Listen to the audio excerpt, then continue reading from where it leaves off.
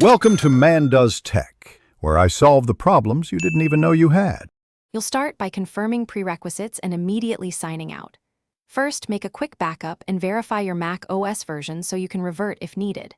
Open the Messages app, go to Preferences, then iMessage, and note the Apple ID currently signed in. Once done, disable Messages in iCloud and uncheck any sync options. This prevents message data from persisting. Now, click Sign Out to break the account link on this Mac.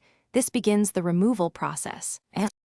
Next, remove local data and disassociate identifiers. In Messages, clear conversation history and attachments you don't need. This reduces leftover files. Then sign out of FaceTime and iCloud if they use the same Apple ID. Those services can re-enable messaging if left connected. After that, open System Settings, select Apple ID, and remove phone numbers or emails you no longer want linked to iMessage on this Mac. These steps ensure the Mac no longer receives or stores new iMessages. Finish by restarting the Mac and confirming Messages shows no active account. If any message threads or notifications still appear, deregister the Mac from iMessage via your Apple ID account management or sign out and back into iCloud, then restart again. For stubborn system bindings, reset nvram/pram as a last resort.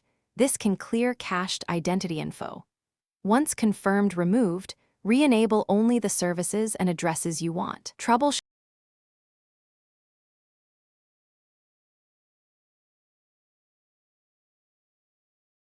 Thanks for watching. If you found this helpful, don't forget to like and subscribe.